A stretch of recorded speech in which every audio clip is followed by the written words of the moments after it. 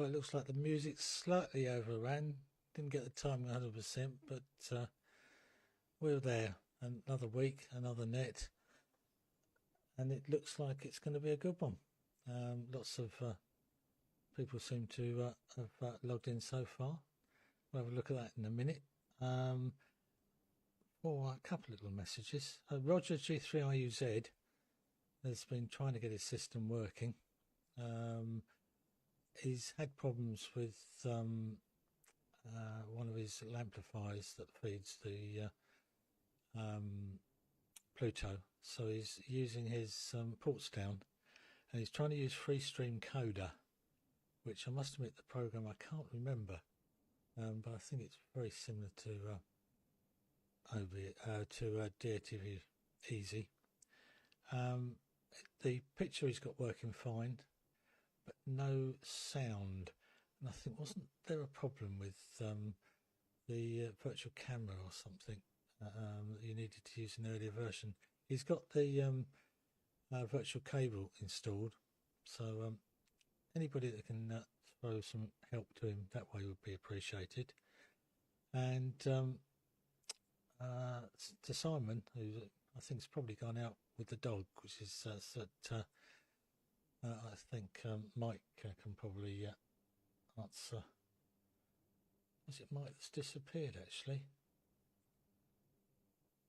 Unless I've knocked him off. I was hoping that, I thought Mike was on the list originally, which I think he was, with nothing to add. But I was going to ask him about whether he could demo selecting the frequency in SDR television, as I haven't got the program yet, but I've been reading the manual and that, and I suspect the manual is absolutely superb once you've got the piece of software in front of you. It probably will make sense.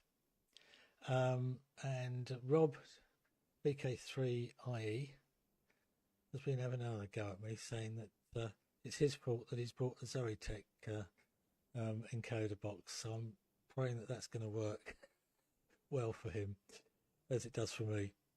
But he blames me for everything, and it's all my fault.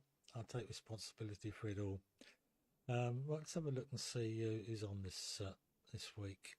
Right, that's the list I've got at the moment, which is obviously myself, Leon, the very old Martin, which he won't mind me calling him that because I'm the old Martin, and AK, who's not on here, is the young Martin. Bill, who's I think wearing dark glasses today. Don't know why, but that's the rumour. Frank, good to see you again. And Benno, and Peter. So I'm going to keep it very simple because Leon said I should not overcomplicate things. So I actually moved the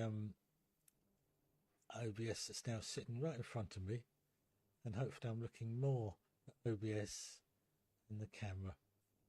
So on that note there, Leon, this is where I'm hoping you're there, and you're always there. It's totally reliable. If anybody wants to have a go at running the net, still open for volunteers, would be nice. So anybody that wants to, if they speak up, then we can organise it as such. Right, over to you there, Leon. And was this simple enough from Jake Carey?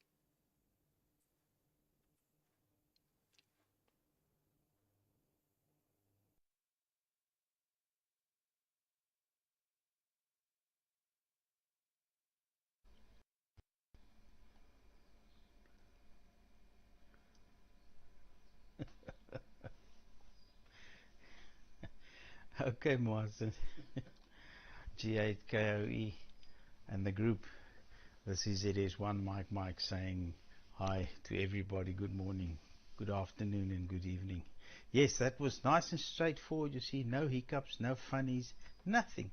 Just works like mine. I just switch it on and it works because I'm using Freestream Coder. Now, it's such a long time since I've installed it. can't remember much, but it's OBS, free stream coder, and then the Pluto. That's all. And a whole string of amplifiers. And it works every time. Maybe the quality is not quite as good as yours, Martin, but I don't get any funnies anymore since I've had the computer fixed, which is now probably 2 years ago or so. And yeah, it just works. Okay, very important news. Tomorrow, yesterday on the Saturday, they replaced the roof of my carport, which joins onto my old workshop, which is now becoming the chemical store. But tomorrow they want to replace that roof of the new chemical store. But on top of that roof sits my uplink dish, my 2.4 meter dish. So I have to disconnect the cables early tomorrow, maybe take down the dish, or maybe I can take the whole stand and everything. We just move it over onto the new roof, just to sit there until they've fitted the new roof on the chemical store, and then we can move it back and reconnect. So hopefully I'll be able to be on again next Sunday, but if I'm not, then you know that's why, because my dish is not fixed yet, or it's off alignment or something. But yeah, that's just the major news from this end. The dish has to be moved tomorrow so that the new roof can be fitted. Otherwise, not much going on here. I'm still waiting for components to come in. I've got my new synthesizer chips, and I've got my SAW filters. I'm just waiting for the VCOs. They must definitely be delivered this week. If not tomorrow, then on Tuesday. They should be here. It's funny, they were ordered one day after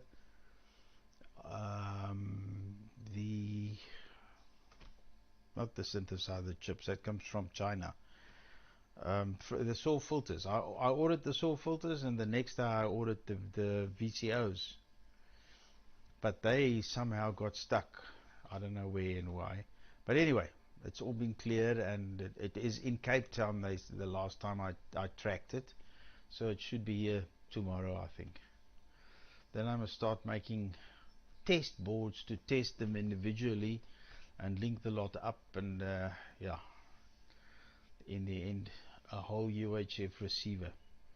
But anyway, that's what's happening here. I'm basically in a waiting stage with the builders running around here during the week doing all sorts of things. Yeah, otherwise not much news here. No, I haven't had any fresh news from Gary. He's still battling with the Germans, keeping him very busy. And yeah, obviously there's more and more lightning there as well, so he actually shouldn't put up anything now. There's too much lightning there in his area. Okay, that's it from me for this round. I'll be here for the next round because I'm not going to Bredasdorp. So the next one is Old Martin, as you say, Martin. G0 November Yankee Mike for the group from ZS1 Mike.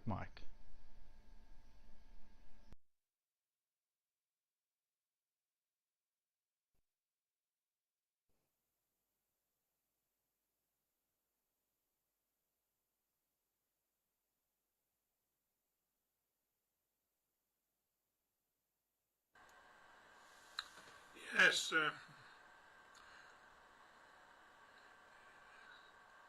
good afternoon, everybody.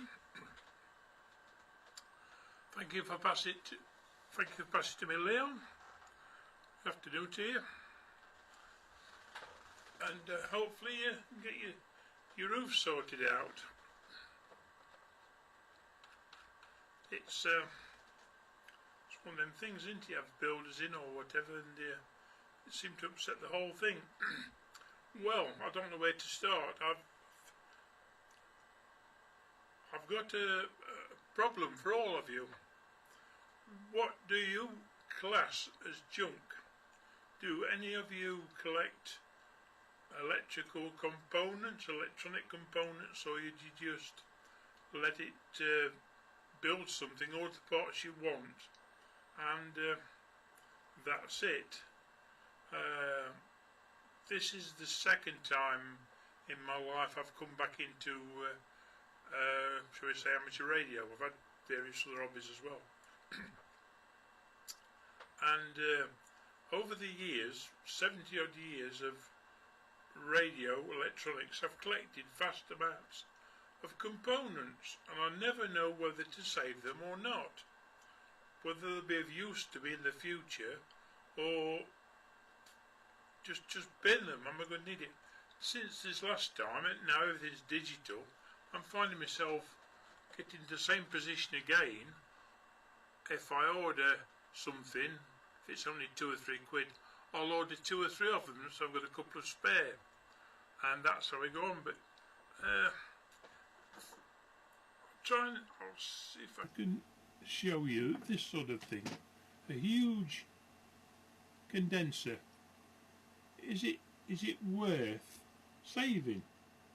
I've got obviously little bags of parts. I've got loads of bags of knobs and things. Do I save them or do I sling them?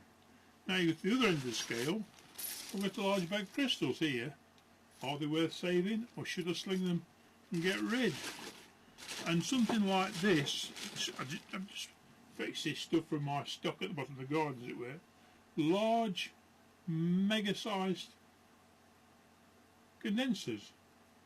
Variable condenser, Colvin, 5k. Now, is it worthwhile keeping something like this, or is there going to be somebody out there who would like them? So that's what I've sort of on with there. Another problem I've got is leads, USB connectors, leads. Every time I buy something, I get a lead to charge it with. I find myself with loads of USB-C, USB-A, USB 3 leads and power supply leads. I just seem to collect them, and I don't like throwing anything away. It must be some sort of problem I've got psychologically.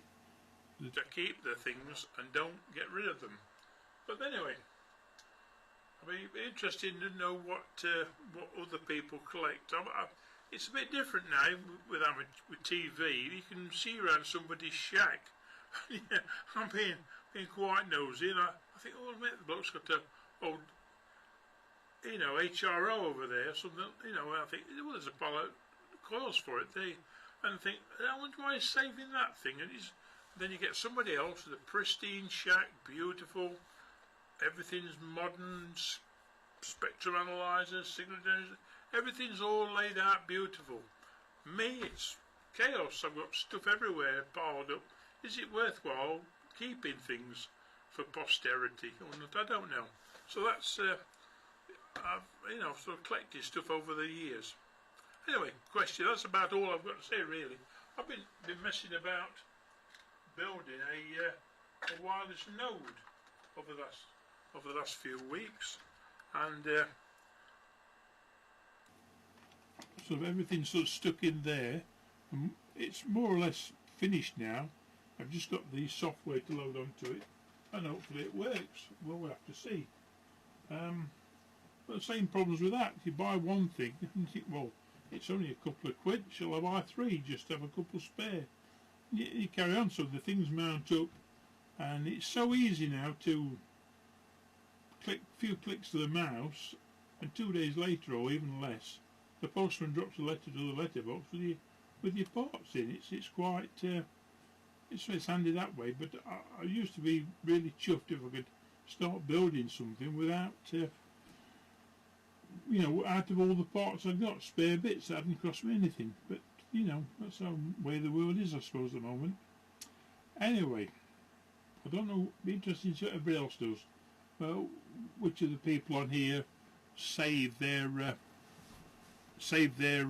parts or collect parts for the just keep a stock on of everything, I suppose. And if you do keep a stock on, which sort of you know, which sort of parts you're favouring, or what. I don't know. Just an open question to everybody, but you get a different idea. Anyway, I think it's Phil to take it. Quick mention to Doug. I got a letter from Doug. Got a letter popped through my door. This chap lives a couple of towns away, and he's seen me on the net and asked if he could pop round with a Pico tuner, which doesn't seem to be working too well. I emailed him back and said I don't know what about Pico tuners, but feel free to come round by any means, and we'll see what I can do with it, play with it for you. But I've not had a reply or anything from him. But if you're out there, Doug, watching this, please feel free to come and come pop round and we'll try and sort out your tuner. I'm not saying I will be able to, but if we can, we will. Anyway, I think it's M0PIT to take it, Phil. Thanks for passing it to me, Leon, and thanks for running the net, Martin. Everything's working fantastic. From G0NYM to M0PIT with one push of my finger.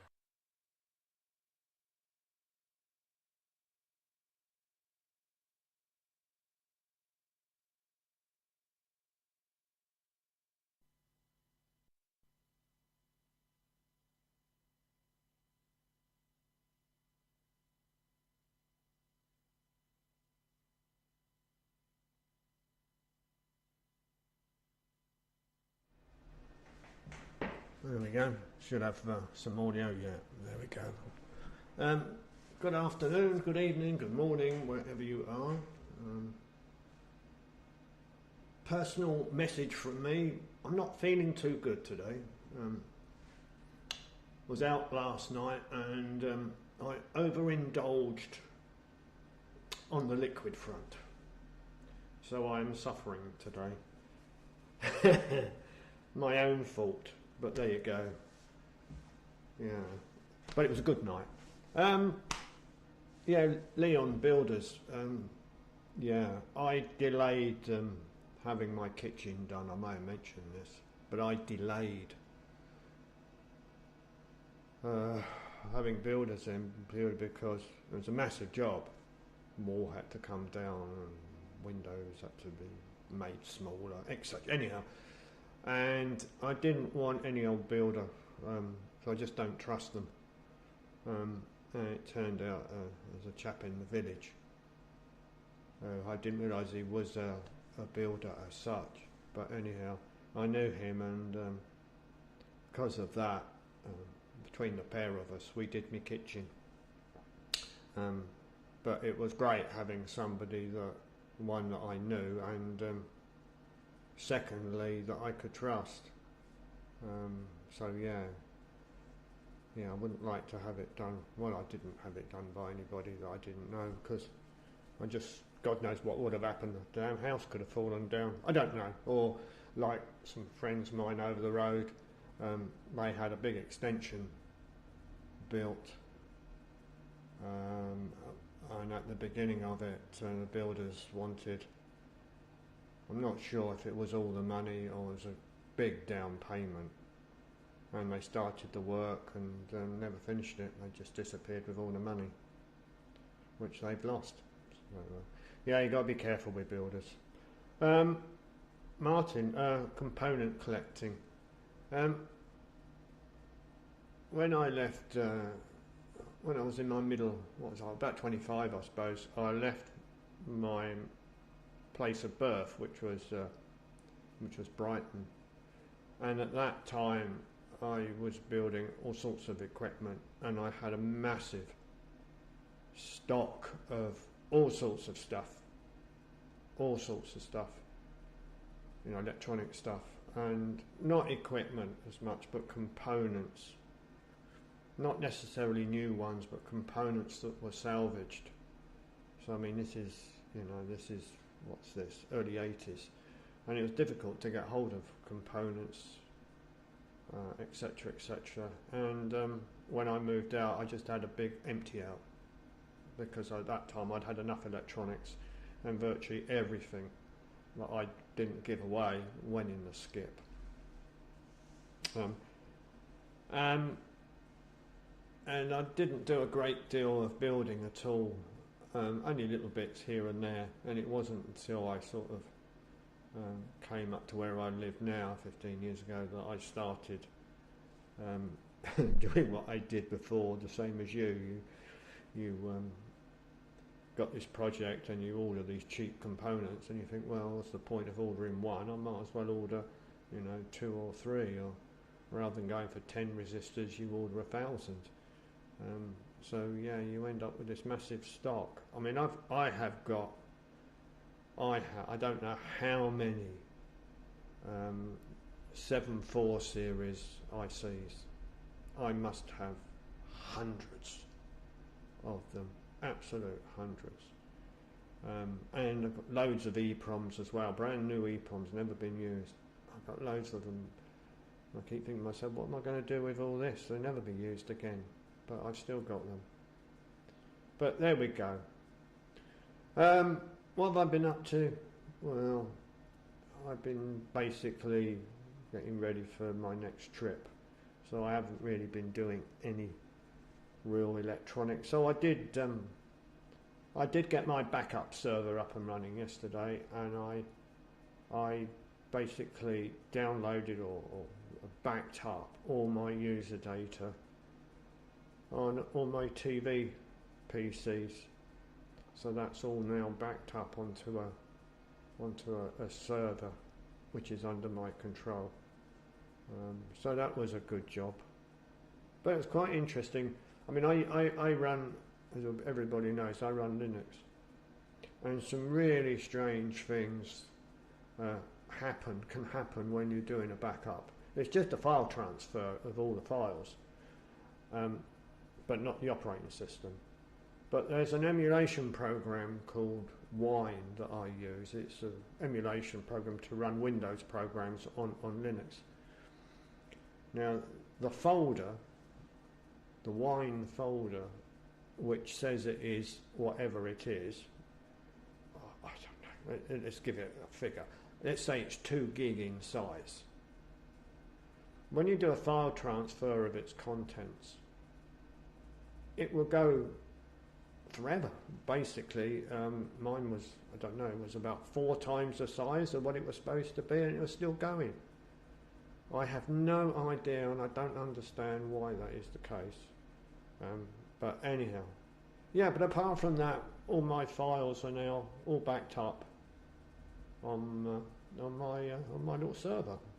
Anyhow, I'm waffling away. I think my head's thumping, so I think that's enough from me. Who's next? Frank, ZS6GE. So you might as well get ready, Frank, because I'm running out of things to say. My head's hurting. My own fault. So I am going to put up a test card, and then I shall kill carrier, and then it'll be over to you. So let's.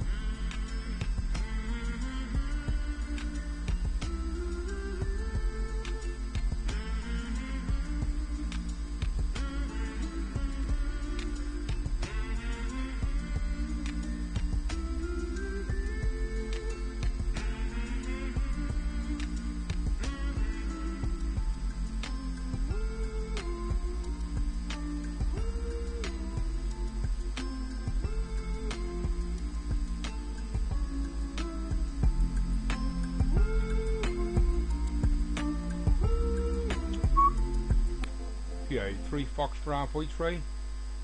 Do I have audio? Not yet.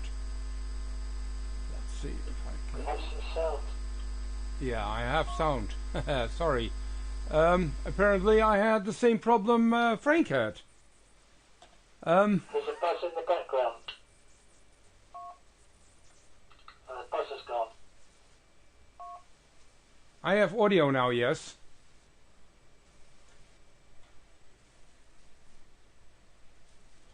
Yes, Benno. Okay, thank you. Yeah. Well, apparently Frank and I had the same problem. And I think Roger has a similar problem. And it's Windows related. Despite telling what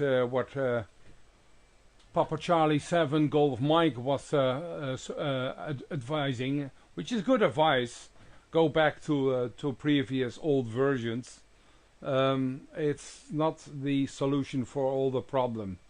It's Windows related, basically, and Windows tend to do updates, and when they do updates, they sometimes adjust the privileges of using tools like microphones and video sources. And that's exactly what happened here now.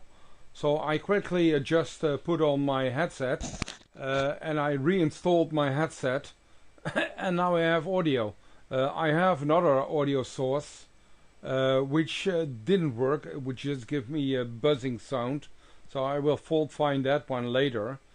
But to give a small impression what you have to look at, especially with OBS and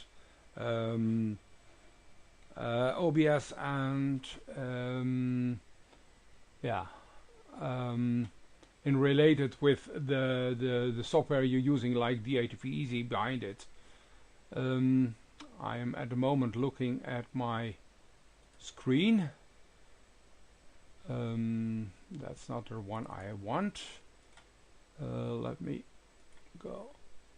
No, this one. That one. Nope. That.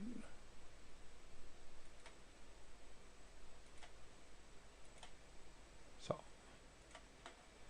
let me quickly go to this, which looks very strange, obviously, because you are looking to the same image. But the main things, well, first of all, obviously, which is kind of logic, if you go to adjustments, to settings, you need to have the audio output, the monitoring device at advanced. You need to select there the right line out.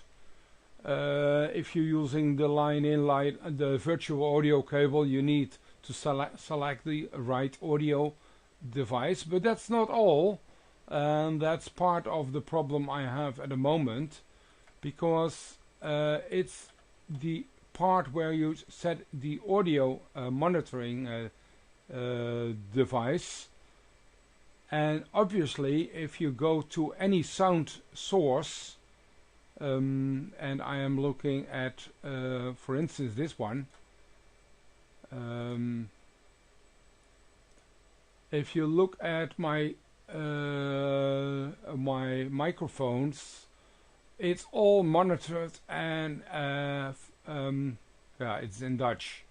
That's might be difficult, but it's all on monitoring as well, and you need to select it there, otherwise it won't work. And at the moment, while I'm looking here, maybe I can go quickly go to my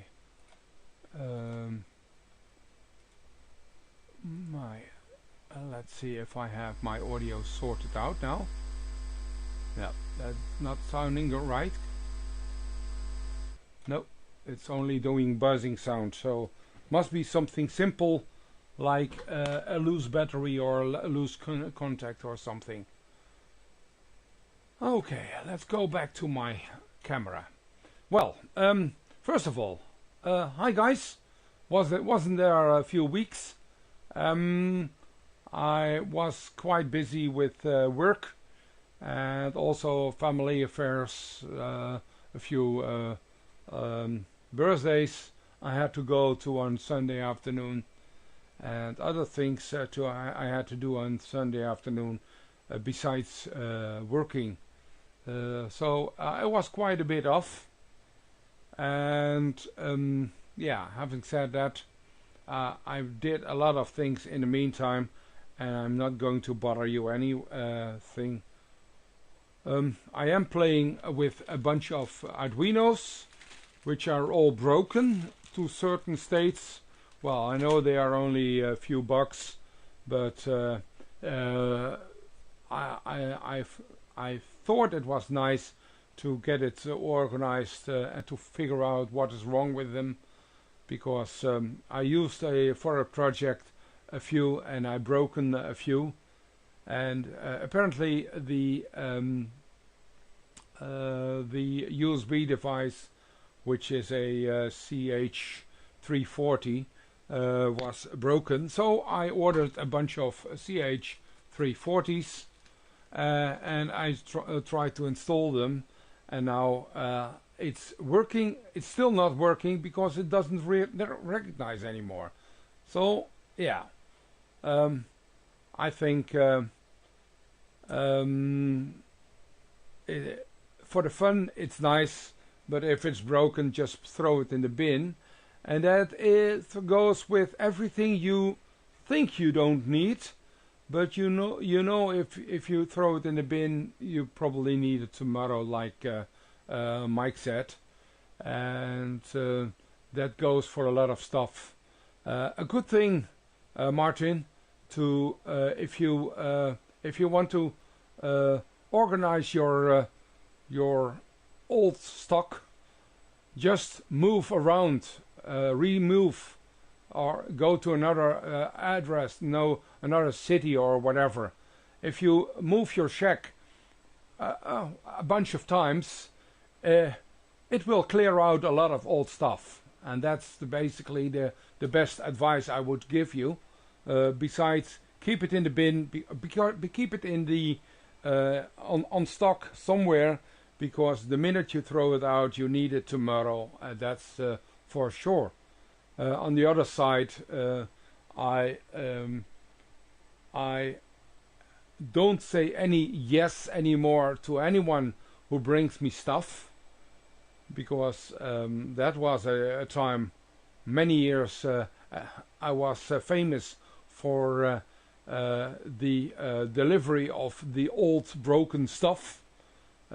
People don't need it and they just put it here, and I wonder, yeah, I don't say any yes to that anymore, because it clogged my stockage quite severely, and normally I end up I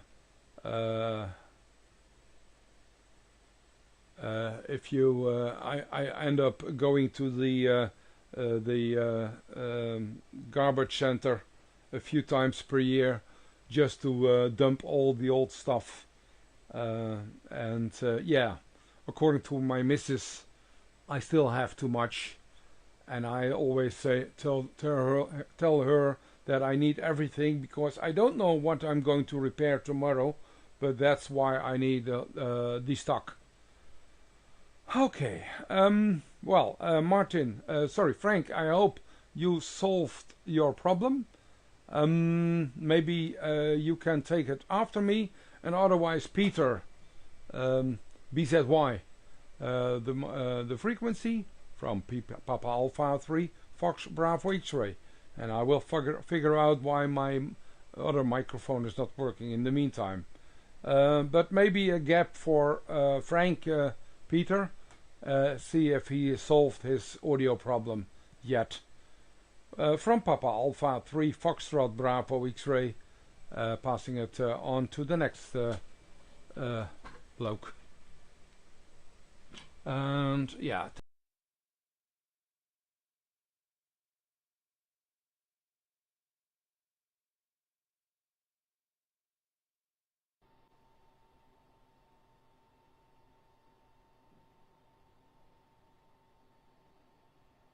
Try again.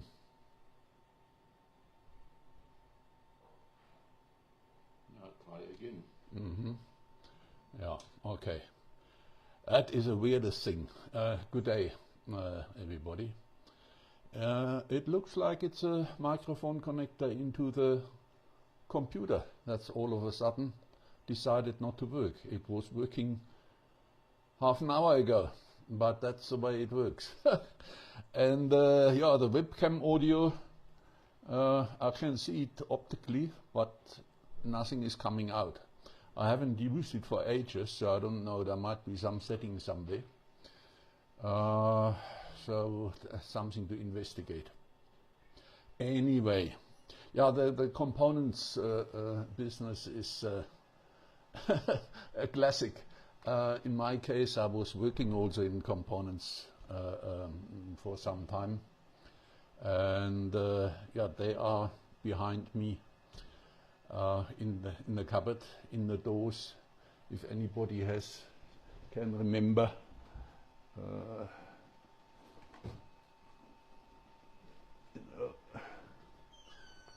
Where is it now?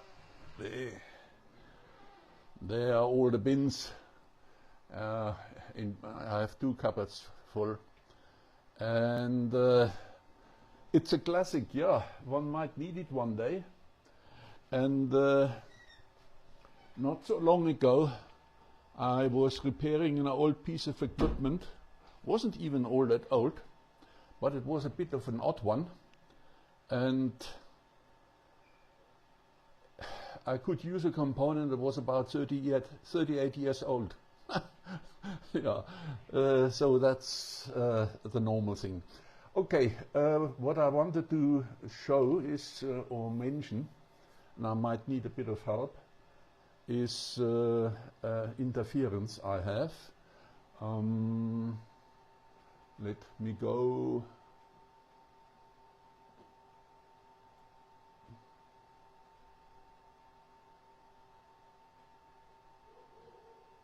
Have to find it again. Here we are.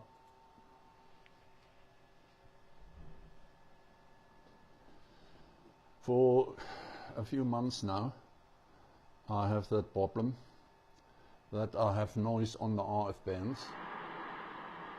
That's what it sounds like all over, up to from 14 to 30 megahertz, and it sounds like noise like this.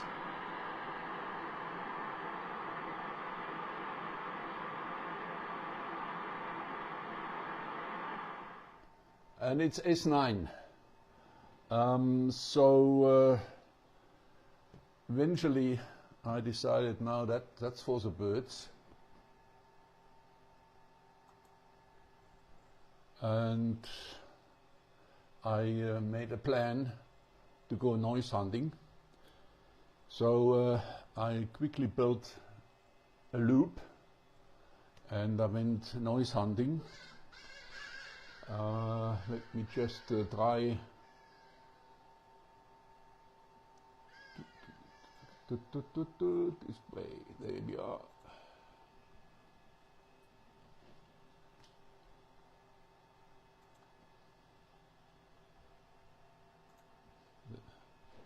And I built myself a quick antenna for 25 megahertz, because on 25 megahertz there was a sort of a broad peak, and it also would make the antenna relatively lightweight. I just sort of clamped it on the top with tuning capacitor. By the way, also a nice old-fashioned component while we are at it, but for this application absolutely perfect.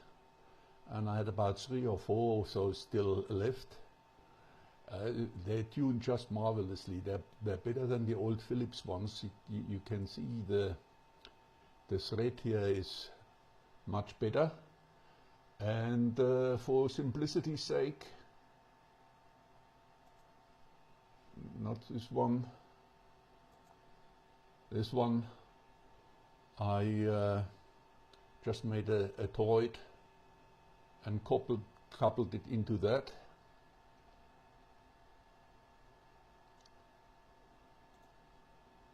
And the result is this. They are the 25 megahertz.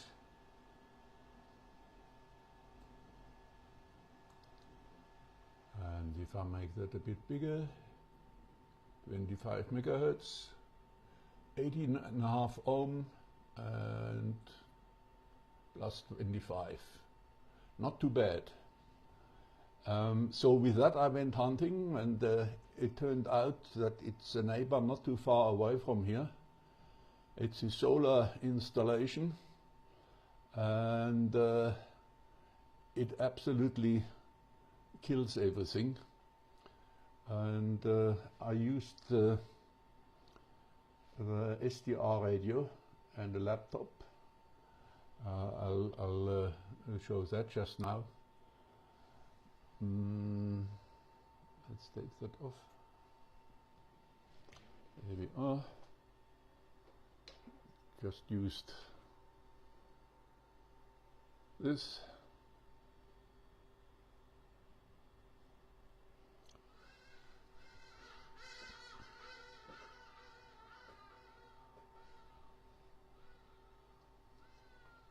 Don't know if it died, but anyway. Let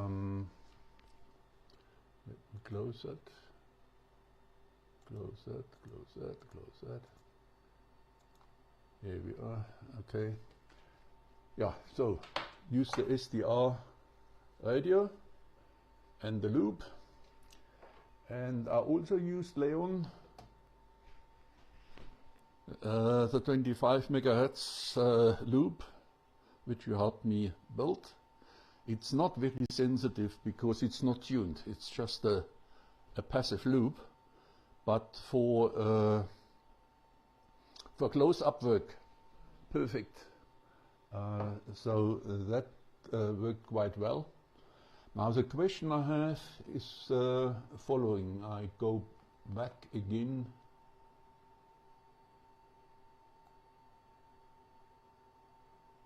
Sorry, it always takes a while for me here to screen capture.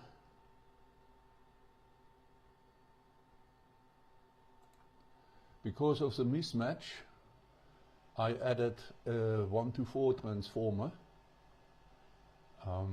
So that brings it up .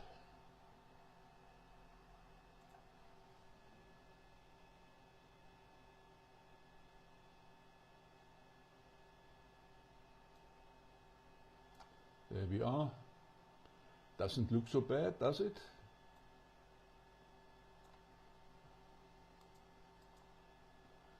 "55 ohm minus 15, blah blah blah." But on that is where I'm absolutely puzzled. If you look at the return loss, is 2 dB, and the standing wave ratio is, well, for all intents and purposes, 23 dB, and you can see there's only a little bit of a dip here. VSWR is off scale, but it's 55 ohm. How the heck does that work? I don't get it. I always was under the impression that if you are matched to 50 ohm or so, then your return loss or VSWR should be okay. Now I asked a clever guy, and he says, yeah, loop, very low radiation resistance, losses is high. You basically match into your losses. Agreed. If you match into a dummy load, it's a perfect match. Not a good antenna, but your return loss is good. So with other words, I don't understand how come I have a good match and lousy return loss. I simply don't get it. Because this is my beam. Here you have all the amateur bands, dips. Same setup on the network analyzer, and the return loss is 14, 18, 19, perfect. What more do you want? So if anybody has an answer, I would appreciate it. Okay, let me get off this one here.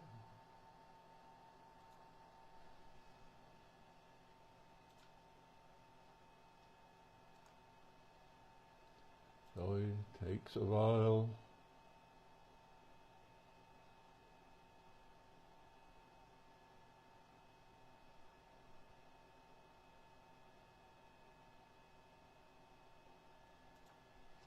Okay, I don't know offhand what I did here, but I might have closed the wrong window. But anyway, I'll pass it on to Peter. Peter is an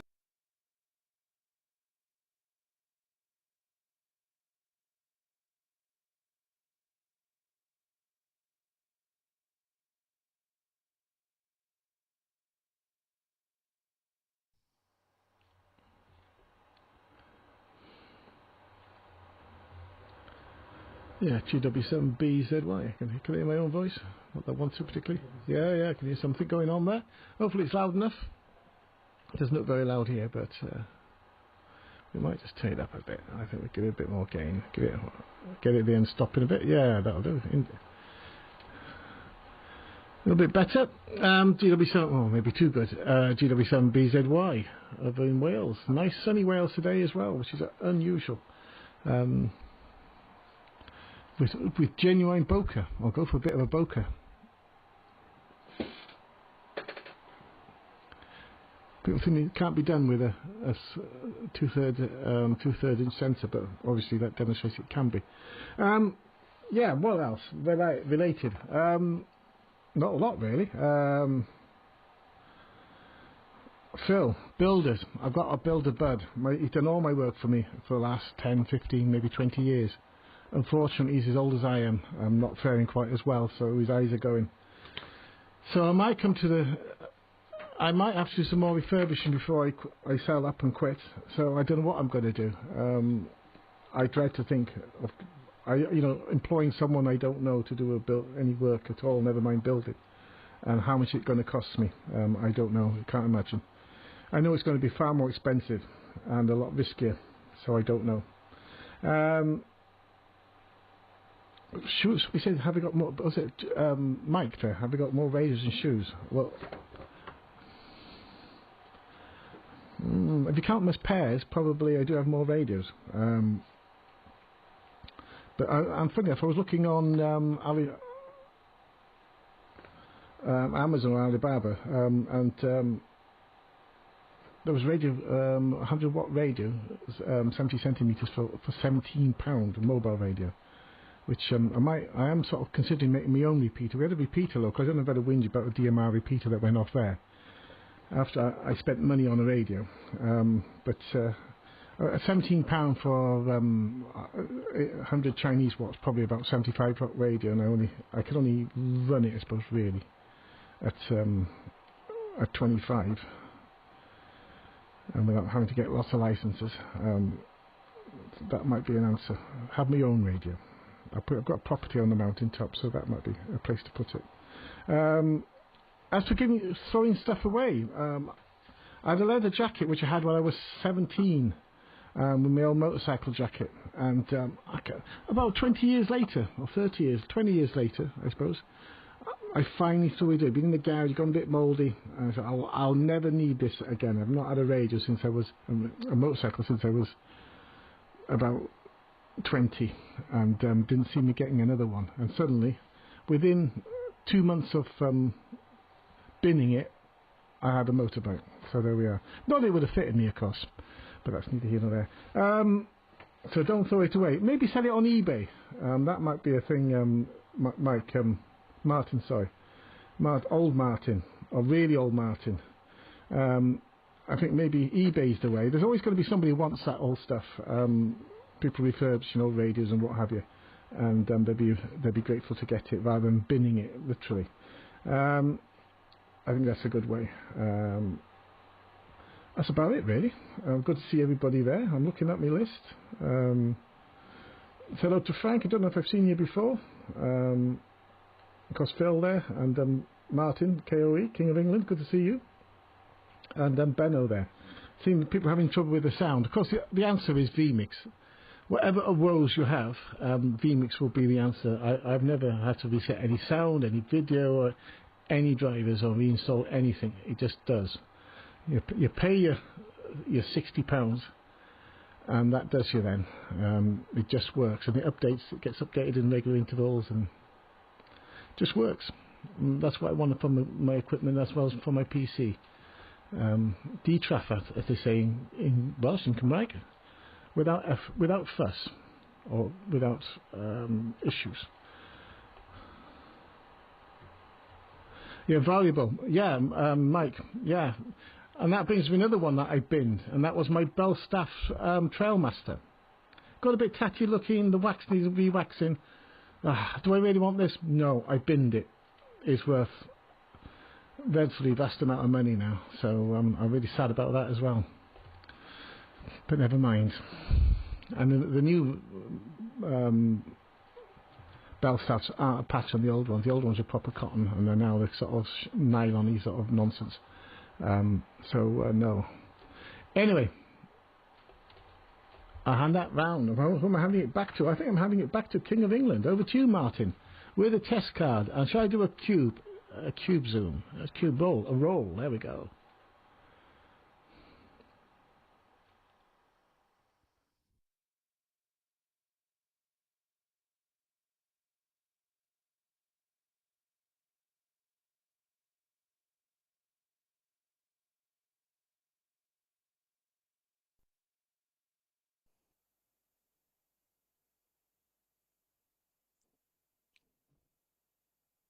From G8KOE. That's a good transmission from you there this week, Peter. Even the sound wasn't that far off. Normally the sound is way out of sync, which is something you get with vMix. You don't seem to get it with OBS in the same way. Anyway, that's a bit of banter between us. It continues on and on. Mike, I'd hoped you were going to pop up and demo the SDR TV on the way in which you select the frequencies, etc. So I've been reading the manual. I've not got the program yet, but I just want to have in my mind how it's actually selected. It probably is a lot easier once you've seen it, but it did. I was looking at the transmissions that Simon was putting out, the Isle of Man TT, and I thought, wow, that's pretty good. That's not bad at all. Very interested, and look forward to playing with it and having a go. But I thought we'd have a read up beforehand. If perhaps you could pop up also and your thoughts on what Frank was asking with the noise, etc. I think that's way past my pay grade. Seems to have spent a lot of effort in locating it. I get lots of noise down here with solar panels, etc. There was a guy that came and was trying to sell solar panels, and I said, I'm not interested. He said, do you want to increase the price of your property? I said, I'm a radio amateur. I'll put that down. Goodbye. And he went away straight away. That was quite funny. But all good. Yeah, your sound there, Frank, reminds me of problems I used to have. I used to repair sound and lighting equipment, and lots of sounding effects. Used to use the old electric mics, and the earthing side used to go where it sort of crimped on to the electric on the PCB. That used to go high, and the lighting effect would go off into its mad mode because it would get nasty noise on the system. That's usually what it was. You could sort of get away with an attempt of sort of just crimping it slightly with a pair of cutters, but used to end up replacing lots of electric. It was in hostile environments, to be fair, but that's always what it was the old insert itself. And very old Martin on components. I'm old Martin, so that's very old Martin. He's been around a lot longer than me. Interesting as you're switching between different microphones. All were perfectly eligible. Some had more of a toppy response.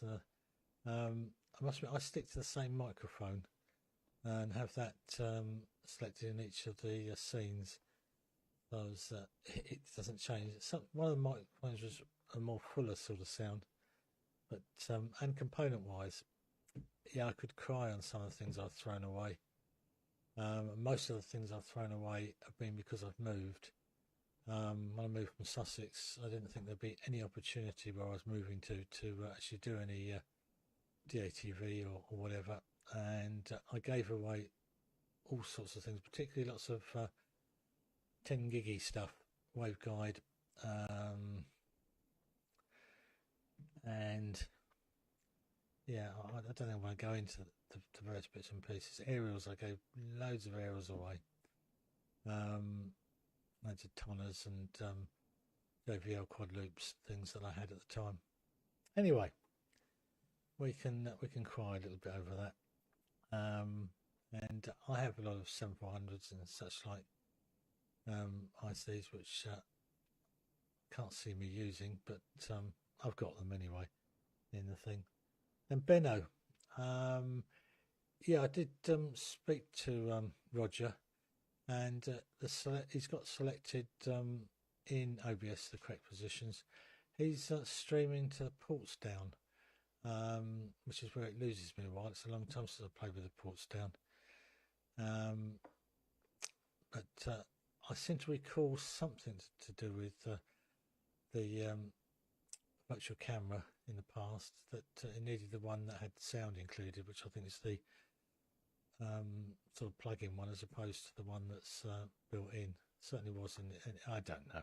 Anyway, Mike, I think, might be more knowledgeable than me. Well, in fact, he's definitely more knowledgeable than me. Yeah, I was just looking. Streaming of the ports down does not use the virtual camera. I didn't think it used the virtual camera. There, Mike. Do you want to come up and have a go? There, Mike. At all, I wonder, he says. Or not. He's answering now. No. Well, that was straight to the point. I'm disappointed now. Anyway, that's good having the talk back, and I'm actually keeping an eye on it, which is unusual for me. So that's done that one. Fetus sound, yeah. It was better until you twiddle things. I think you twiddle too many things. Just stop twiddling. I'm sure you're a bit out of focus too. Not quite your usually high standard on the focus, but could be wrong there. Right, that's a lot of waffle for me. What have I been up to? My son popped round, and for my sins, he dropped off a couple of these that he'd got. So something for me to play with, easy to display, needn't get too complicated. So whether it's, but then a nice metal box. So we'll give those a play during the week. Right, so let's try a second round. There's enough waffle from me. So it's back on to Leon, and I've not made too many mistakes this week. I'm getting better, I think. Over to you there, Leon, from GHKOE.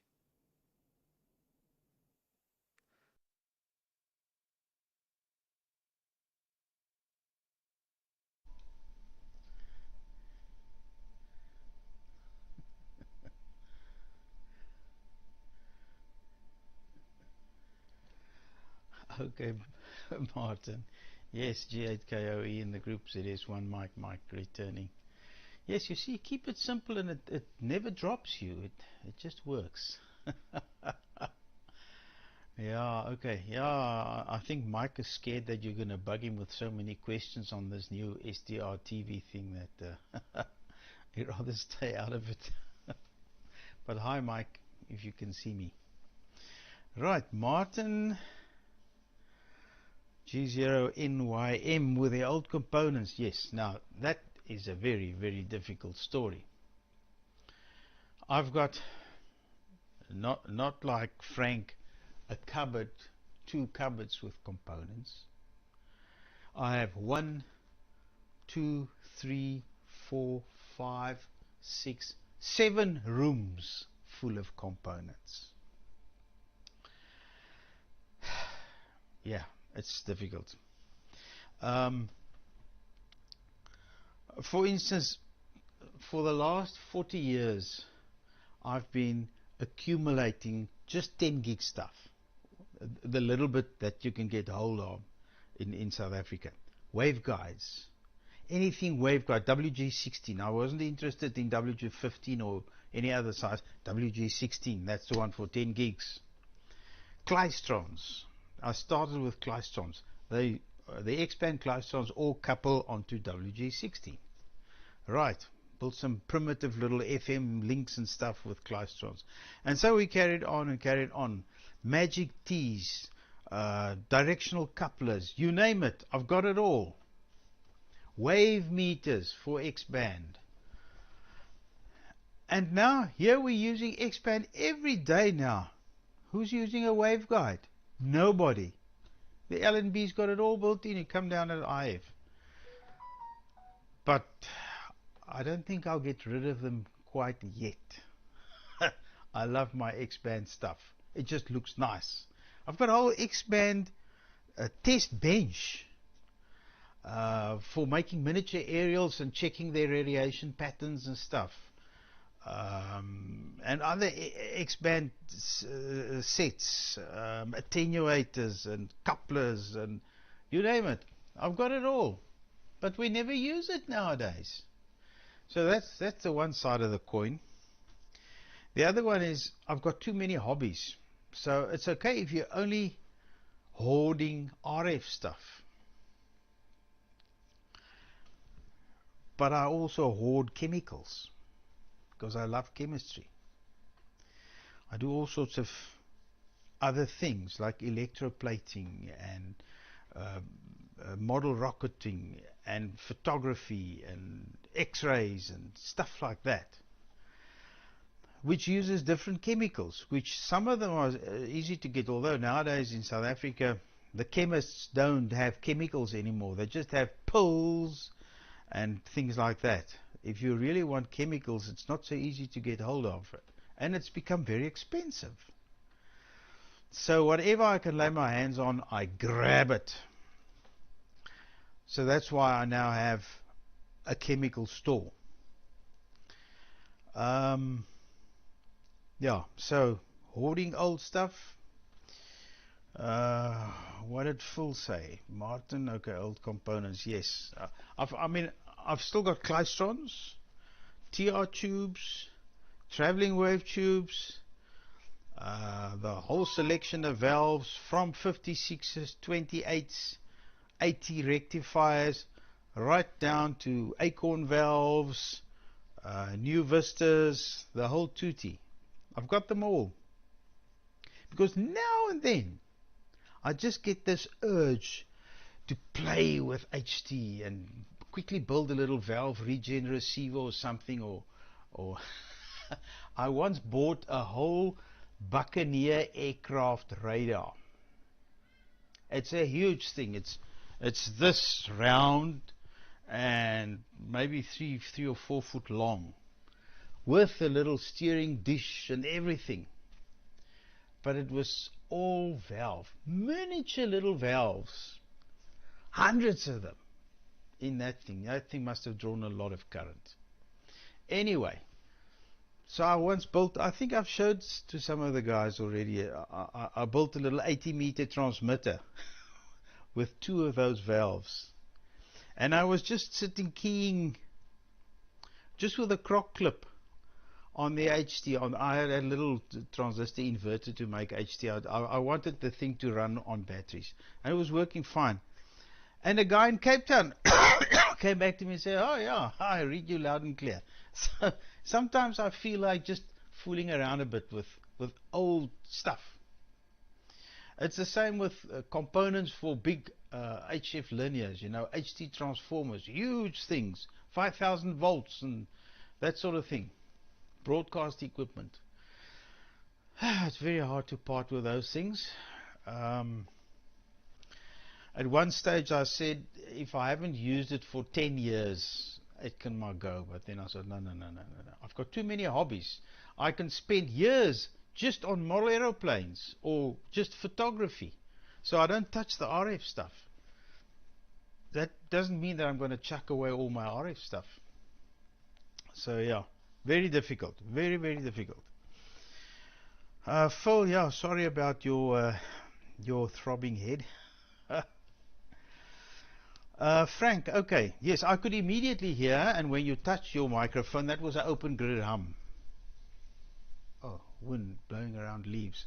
That was an open grid hum, so it's got nothing to do with vMix or OBS or selections or even Windows updates. It means the channel is open, you've got a wiring problem in your mic thing. So yours was the socket. It must be something similar with Benno, because his is also, when he opens the slide, goes, ooh, open grid hum. It's a wiring problem, an electrical problem. It's got nothing to do with software. In any case, your transmit computer should never be on the internet.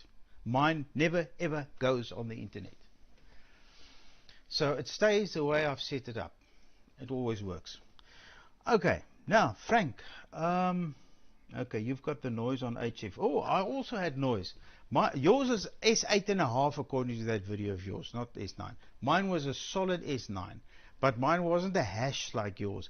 Mine was 50 cycles. And it was like that for more than a year. And about 2 weeks ago, I heard a loud bang in the middle of the night, and the lights went out. Because on the plane, about 60, 70 meters from my house, is the substation transformer, and something went bang there. And we were without power for the whole day. And after they fixed that, whatever it was, my noise is gone. It's dropped from a solid S9 day and night, and I checked, I can switch off my mains here. I run the whole station on batteries. It's still S9, day and night. Now that they fixed it, S3. So it was over there. Now I know my neighbor there, he's also got some, you don't need special loops and stuff, Frank. Just a little portable with a ferrite aerial works fantastic. I can walk up to the Vipercrete wall there and goes, because he's got these router things that you guys use for internet. They all have little switch mode power supplies, and it's UTP stuff. It's open, so it's radiating like hell. But in any case, he said he'll work with me and he'll start switching off stuff on that side, and then we can listen what is causing the noise. But now that the substation is okay, I can work HF again. It's marvelous. Okay, so that's that. Frank, why you have 50 ohms but a poor SWR? If you look at the Smith chart, it's very lopsided. It's either totally inductive or totally capacitive. It's not resistive. The idea is it must be 50 ohms resistive. Yours is all on the one side. I couldn't see whether it was on the plus side or the minus side, but I think that's where the problem is. You're not resistive, so what you're seeing is not really true. There's a lot of imaginary impedance in there. But yeah, those solar regulators, it's not the panels. The panels give out pure DC, but it's high voltage. They put the whole lot in series to save on the cable thickness, so they come down with about 500 volts, and then you have these choppers to bring it down to 48 volts to charge the battery, and that's where the noise comes. Now, a friend of mine, his one was so bad that I don't know if your DSTV there works the same as ours, but if you have more than one box, running off the same dish, you have a heartbeat signal that goes from the one to the other one. So, and that runs on about 7 megs.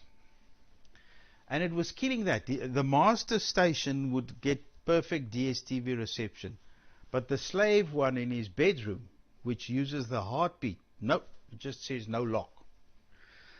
And it was that solar regulators causing that. So I said, well, no, you know, we must just break the leads, you know, just, I gave him some big toroid cores. I said, just put like 2 turns of your panel, your DC coming in from the solar panels, just put 2 turns through that thing and, it just went boom. Those things are so finicky. You can't do anything to it to try and choke the switching noise in this inverter thing to be radiated back to the solar panels. So, and he tried it again with caps to ground, and that was the second one, and that also went boom. He says the thing just starts to scream, and then it goes bang, and it's all out. And then he got a third make, a very expensive make of he keeps his own battery and the same panels, but the inverter section with a built-in switching charger and stuff, and that works fine. I can hear, he's old, he's deaf, he can't hear the noise. The thing is doing it there acoustically, but electrically it's not radiating noise at all. So he's happy, all his TV stuff is working. So yeah, you can have a lot of funnies with noise with solar installations. It's a bad thing. Okay, Benno's got open grid hum, and Frank had open grid hum, and Peter, yeah, you threw your jacket in the bin. Well, as you say, it probably wouldn't have fitted anyway. Yeah. Okay, that's it from me. I don't have anything else to add. It's getting slightly overcast here now. It's getting evening, and there's some clouds now. So Martin, over to you with your old components. Don't sell them. Don't. Those are beautiful wire wound pots, those Colvin ones that you showed there. That's potentiometers, wire wound potentiometers. 5K especially is beautiful for making big servos and things, you know, turning your beams and stuff. It's ideal for the feedback, for the direction, or the feedback loop if you run a proper servo system. They have become very expensive also, so hang on to them if you can find a little shoebox to put them in. Right, so over to you. G0NYM for the group from ZS1 Mike saying cheerio, but I'm watching.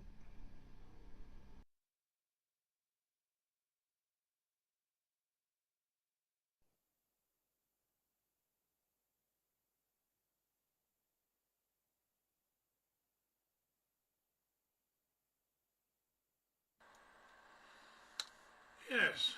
Okay, gentlemen. Let's make sure I've got some.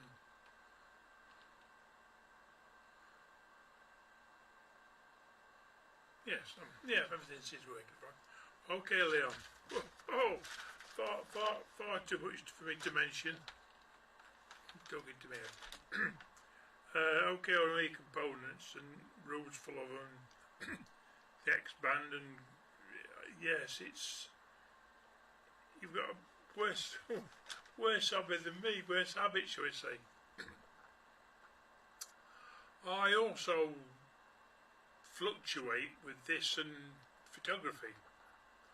I spent a lot of money on lenses and cameras and printers. I've got a Canon printer over there which weighs quite a lot, and it's my pride and joy for printing, and I reload all my own cartridges, and I love printing when I do it. The hobby goes away, shall we say. It's not in 6 months' time. I'll have a session and take some pictures and print a few pictures out. So that's part of the way I am. I've also got a garden out here which needs looking after. We've got the Hello? Anyway, I thought I'd be talking to me. I've got a greenhouse and tomato plants, so garden wants mowing and weeding and looking after, the pond that needs cleaning out.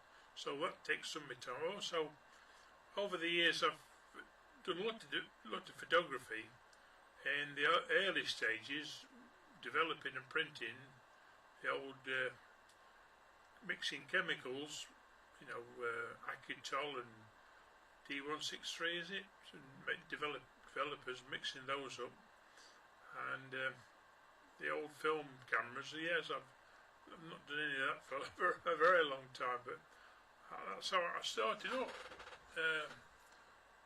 You say you've got rooms full of stuff. Well, we had a big clear out before Christmas. I did a loft conversion many years ago.